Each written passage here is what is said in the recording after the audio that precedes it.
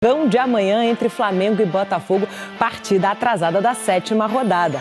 A Ana Flávia Nunes está no Maracanã e chega agora com todas as informações pra gente. Oi, Ana, muito boa tarde pra você, querida. Ei, Débora, tudo bem? Ótima tarde para você e a todos que nos acompanham. Para esse clássico de amanhã, o Flamengo deve entrar em campo com um time com mudanças, um time bastante mexido. Isso porque há uma preocupação da comissão técnica com a questão do desgaste físico dos jogadores nesse começo de temporada. Então, alguns atletas devem ser poupados. Tem o desfalque do Alexandro, lateral esquerdo. Ele está com uma lesão na coxa esquerda, só deve voltar a jogar aí daqui 2 ou 3 semanas. E aí, quem deve ficar com a vaga dele é o Ayrton Lucas. Por outro lado, o Flamengo tem retornos, né? O De La Cruz e o Arrascaeta, que foram poupados no clássico contra o Fluminense, devem estar à disposição novamente do técnico Felipe Luiz. O Flamengo é o segundo colocado na tabela do Carioca. Se vencer o Botafogo amanhã, assume a liderança e aí já deixa bem encaminhada a classificação para as semifinais. Vai ficar ali empatado com Volta Redonda, mas levando vantagem no saldo de gols. E aí eu trago uma última informação sobre o Flamengo que saiu agorinha. O Flamengo acertou a venda do Lohan para o CSKA da Rússia. O clube russo vai pagar 8 milhões de euros, cerca de 47 milhões de reais por esse jogador joia da base do Flamengo, que viaja essa semana para assinar contrato. Débora. Perfeito, Ana. Você falou do desfalque do Alexandro. Pelo lado do Botafogo também vai ter desfalque, não é isso? Sim, Débora, o Botafogo também tem desfalques para o clássico. Estou falando do zagueiro Bastos e também do atacante Arthur. Eles continuam em tratamento no departamento médico. O Bastos teve um trauma no joelho esquerdo, o Arthur uma lesão muscular na coxa esquerda. E para a vaga, então, do Arthur, a disputa é entre o Rafael Lobato e o Yarlen, jovens da base. Agora, para ficar com a vaga do Bastos, aí a opção seria o Serafim, que é um jovem zagueiro da base, ou então o Carlos Leiria, técnico interino. Ele poderia improvisar algum jogador ali na posição, como, por exemplo, o volante Danilo Barbosa. O zagueiro David Ricardo, recém-contratado, não pode jogar esse clássico, porque como é um jogo atrasado da 7ª rodada, ele não estava regularizado na 7ª rodada. E aí, por falar em reforço, eu aproveito para lembrar que ontem o Botafogo anunciou o reforço do Jair, de 19 anos, zagueiro que estava no Santos. Ele deve se apresentar ao Botafogo depois do dia 16, porque ele está disputando o Sul-Americano Sub-20 com a seleção brasileira. Então, só depois do dia 16 chega aí mais esse reforço para o Botafogo, Débora. Teve mudança no horário desse clássico entre Flamengo e Vasco no sábado. Agora ele vai ser disputado às 9h45 da noite.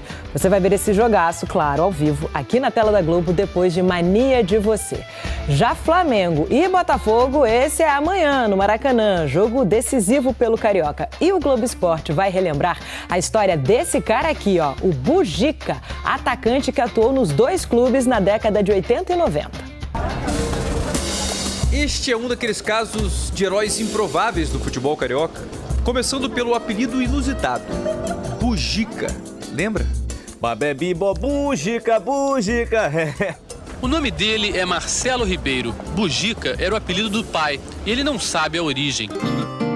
O capixaba de Cachoeiro de Itapemirim hoje tem 56 anos e na década de 80 mudou de estado para jogar na base do Flamengo. Fui para o Rio de Janeiro, cheguei lá aos 14 anos, fiz o teste, fui aprovado e aí fui matar um leão todo dia até chegar ao profissional. No dia 5 de novembro de 1989, já com 20 anos, Bugica foi convocado para um jogo pesado. Vasco e Flamengo pelo Campeonato Brasileiro, quase 60 mil pessoas no Maracanã. Era a primeira vez que Bebeto enfrentava o ex-clube. O Vasco deposita 6,5 milhões de cruzados novos na Justiça do Trabalho do Rio e fica com o jogador Bebeto da seleção brasileira. A transferência dele do Flamengo para o Vasco poucos meses antes chocou os rubro-negros. O Vasco, seus dirigentes, principalmente, tratando o Zico Júnior como velhinhos, a torcida do Vasco praticamente dando o jogo como ganho. E isso serviu como um motivador a mais para que a gente entrasse em campo e conseguisse fazer uma grande partida e vencê-los de uma maneira que até hoje eles não esquecem, principalmente o torcedor do Flamengo. Bugica fez os 2 gols da partida. Vitória por 2-0 sobre um timaço do Vasco, que no fim daquela temporada seria o campeão brasileiro. Bebeto ainda foi expulso, junto com o goleiro Zé Carlos, do Flamengo. Depois do jogo contra o Vasco, né? Agora eu vou ter que trabalhar com mais determinação para continuar dentro da história. Este foi o primeiro grande momento da carreira de Bugica. Os 2 gols marcados aqui no Maracanã decidiram a partida e melaram a festa dos vascaínos. Só que no ano seguinte, em 1990, ele foi surpreendido. Sem saber, foi vendido para outro rival carioca.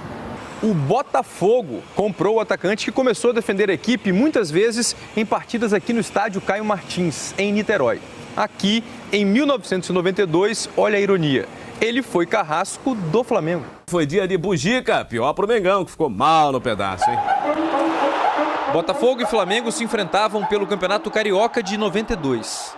Nós trabalhamos muito, nos concentramos muito. O Flamengo vinha muito bem na competição, no Carioca. E nós entramos em campo como se fosse nosso último jogo. Ele fez 2 gols. O primeiro, sentado.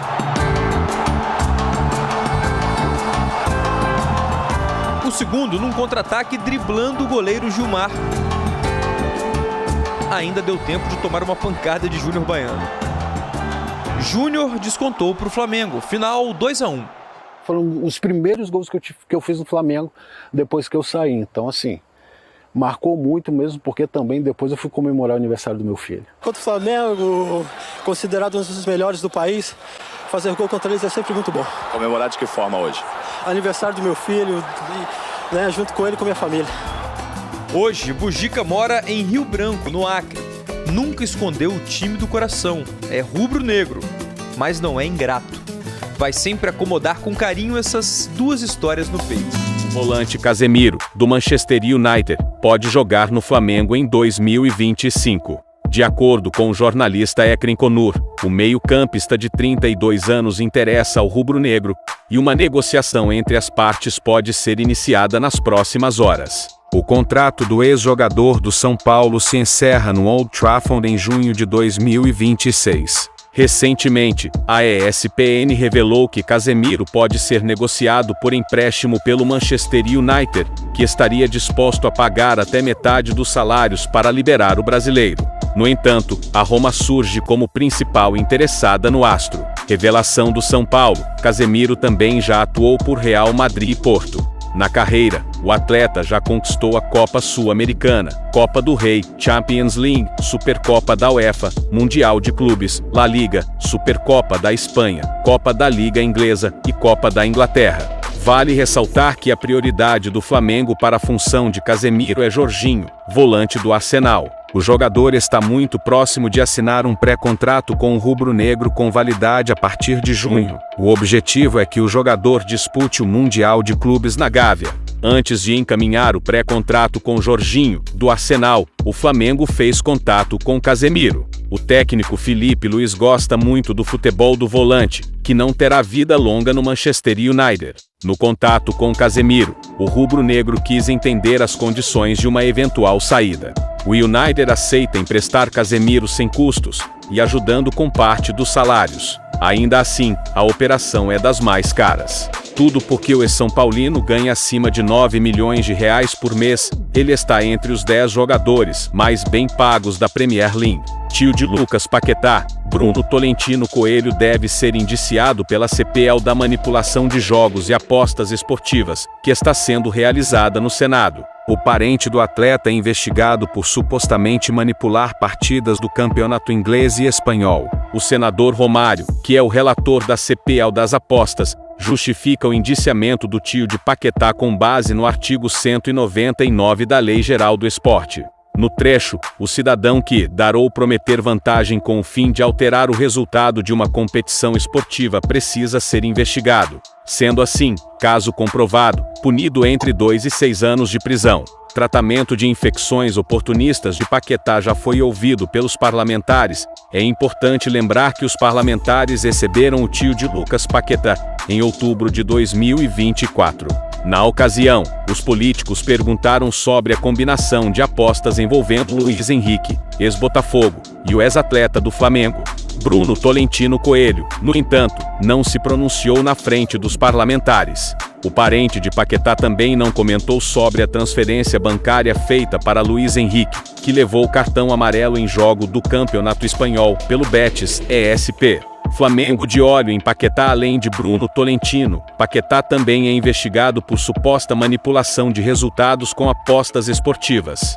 A Federação Inglesa está à frente do caso e, assim, pretende levar o meio-campista à justiça. O Flamengo, atualmente, monitora a situação do atleta. Caso não seja punido, o rubro-negro pretende contratar o cria do Ninho. O Palmeiras insistiu na contratação de Andreas Pereira desde o início da janela de transferências. O Fulham até aceitou vender o jogador, mas o ex-atleta do Flamengo recusou a oferta milionária do time paulista. Segundo informação da ESPN, o Fulham aceitou a proposta de cerca de 20 milhões de euros, 119 milhões de reais fixos, bônus por metas, para vender Andreas Pereira ao Palmeiras. No primeiro momento, o atleta estava disposto a voltar ao Brasil, mas desistiu após análise da carreira. Andreas Pereira rejeitou o Palmeiras. Andreas Pereira analisou que seria bom retornar ao futebol brasileiro para jogar no Palmeiras, um dos clubes que briga pelos príncipes títulos do país.